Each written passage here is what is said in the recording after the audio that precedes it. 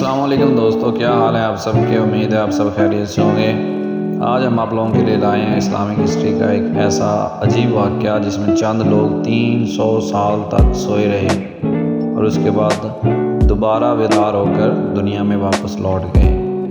تو ویڈیو میں جانے سے پہلے چینل کو لائک اور سبسکرائب کر دیں۔ تو چلیں چلتے ہیں ہماری ویڈیو کی جانب۔ اکثر مفسرین کے نزدیک اصحاب کہف کا واقعہ حضرت عیسیٰ علیہ السلام کے آسمان پر تشریف لے جانے کے بعد رونما ہوا، اور بعض مفسرین کے نزدیک یہ واقعہ حضرت عیسیٰ علیہ السلام سے پہلے کا ہے، اور اس کا ذکر اہل کتاب کی مذہبی کتابوں میں موجود ہے، اور اسی وجہ سے یہودیوں نے بڑی توجہ کے ساتھ ان کے حالات محفوظ رکھے۔ بہرحال یہ واقعہ کس زمانے میں رونما ہوا، اس کی اصل حقیقت اللہ تعالیٰ ہی بہتر جانتا ہے۔ البتہ ہم یہاں معتبر مفسرین کی طرف سے بیان کردہ اس واقعے کی بعض تفصیلات کا خلاصہ ذکر کرتے ہیں۔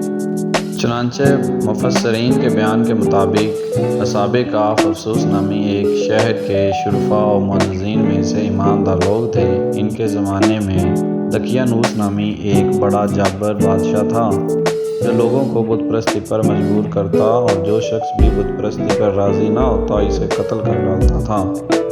بادشاہ کے ظلم و ستم سے اپنا ایمان بچانے کے لیے اصحاب کہف بھاگے اور قریب کے پہاڑ میں غار کے اندر پناہ گزین ہوئے۔ وہاں سو گئے اور 300 برس سے زیادہ عرصہ تک اسی حال میں رہے۔ بادشاہ کو جستجو سے معلوم ہوا کہ وہ ایک غار کے اندر ہیں، تو اس نے حکم دیا کہ غار کو ایک سنگین دیوار کھینچ کر بند کر دیا جائے تاکہ وہ اس میں مر کر رہ جائیں اور وہ ان کی قبر ہو جائے۔ یہی ان کی سزا ہے۔ حکومتی عملے میں سے یہ کام جس کے سپرد کیا گیا وہ نیک آدمی تھا۔ اس نے ان اصحاب کے نام، تعداد اور پورا واقعہ رون کی تختی پر کندہ کرا کر تانبے کے صندوق میں دیوار کی بنیاد کے اندر محفوظ کر دیا، اور یہ بھی بیان کیا گیا کہ اسی طرح ایک تختی شاہی خزانہ میں بھی جمع کرا دی گئی۔ کچھ عرصہ بعد دقیانوس ہلاک ہوا، زمانے گزرے، سلطنتیں بدلی، یہاں تک کہ ایک نیک بادشاہ فرما روا ہوا جس کا نام بیدرس تھا، اور اس نے 68 سال حکومت کی۔ اس کے دور حکومت میں ملک میں فرقہ بندی پیدا ہوئی، بعض لوگ مرنے کے بعد اٹھنے اور قیامت آنے کے منکر ہو گئے۔ بادشاہ ایک تنہا مکان میں بند ہو گیا، اور اس نے گریہ وزاری سے بارگاہ الہی میں دعا کی کہ یا رب کوئی ایسی نشانی ظاہر فرما جس سے مخلوق کو مردوں کے اٹھنے اور قیامت آنے کا یقین حاصل ہو جائے۔ اسی زمانہ میں ایک شخص نے اپنی بکریوں کے لیے آرام کی جگہ حاصل کرنے کے واسطے اسی غار کو تجویز کیا، اور کچھ لوگوں کے ساتھ مل کر دیوار کو گرا دیا۔ دیوار گرنے کے بعد کچھ ایسی ہیبت طاری ہوئی کہ گرانے والے بھاگ گئے۔ اصحاب کہف اللہ تعالیٰ کے حکم سے فرحاں و شاداں اٹھے، چہرے شگفتہ، طبیعت خوش، زندگی کی تر و تازگی موجود۔ ایک نے دوسرے کو سلام کیا، نماز کے لیے کھڑے ہو گئے۔ نماز سے فارغ ہو کر یملیکا سے کہا کہ آپ جائیں اور بازار سے کچھ کھانے کو بھی لائیں، اور یہ بھی خبر لائیں کہ دقیانوس بادشاہ کا ہم لوگوں کے بارے میں کیا ارادہ ہے۔ وہ بازار گئے تو انہوں نے شہر پناہ کے دروازے پر اسلامی علامت دیکھی، اور وہاں نئے لوگ پائے۔ یہ دیکھ کر انہیں تعجب ہوا کہ یہ کیا معاملہ ہے۔ کل تک تو کوئی شخص اپنا ایمان ظاہر نہیں کر سکتا تھا، جبکہ آج اسلامی علامتیں شہر پناہ پر ظاہر ہیں۔ پھر کچھ دیر بعد آپ تندور والے کے دکان پر گئے اور کھانا خریدنے کے لیے اسی دقیانوسی سکے کا روپیہ دیا جس کا رواج صدیوں سے ختم ہو گیا تھا، اور اسے دیکھنے والا بھی کوئی باقی نہ رہا تھا۔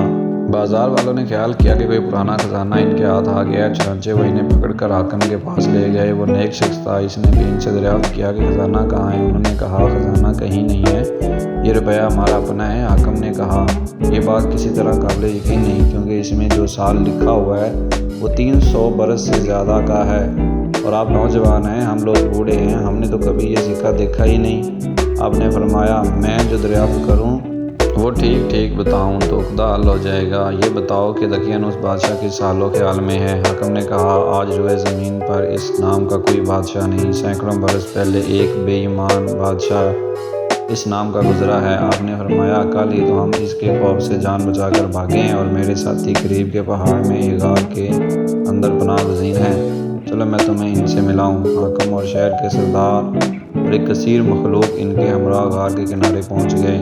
صحابہ کعب جملیغا کے انتظار میں تھے۔ جب انہوں نے کثیر لوگوں کے آنے کی آواز سنی تو سمجھے کہ جملیغا پکڑے گئے اور دقیانوسی فوج ہماری جستجو میں آ رہی ہے، چنانچہ وہ اللہ کی حمد میں مشغول ہو گئے۔ اتنے میں شہر کے لوگ پہنچ گئے اور جملیغا نے بقیہ حضرات کو تمام قصہ سنایا۔ ان حضرات نے سمجھ لیا کہ ہم اللہ تعالیٰ کے حکم سے اتنا طویل زمانہ سوئی رہے اور اب اس لیے اٹھائے گئے ہیں کہ لوگوں کے لیے موت کے بعد زندہ کیے جانے کی دلیل اور نشانی بنے۔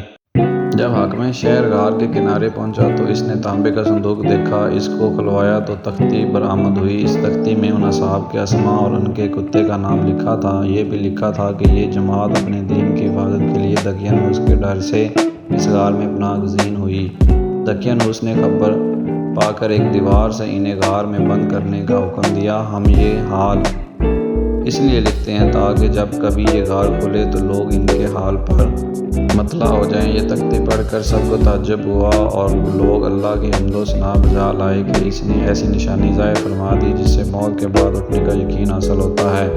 حاکم شہر نے اپنے بادشاہ بیدروس کو واقعہ کی اطلاع دی، چنانچہ بادشاہ بھی بقیہ معززین اور سرداروں کو لے کر حاضر ہوا اور شکر الہی کا سجدہ بجا لایا کہ اللہ تعالیٰ نے اس کی دعا قبول کی۔ اصحاب کعب نے بادشاہ سے مواکنہ کیا اور فرمایا ہم تمہیں اللہ کے سپرد کرتے ہیں، اللہ تعالیٰ تیری اور تیرے ملک کی حفاظت فرمائے اور جن و انس کے شر سے بچائے۔ بادشاہ کھڑا ہی تھا کہ وہ حضرات اپنے خواب گاہوں کی طرف واپس ہو کر مصروف خواب ہوئے اور اللہ تعالیٰ نے انہیں وفات دے دی۔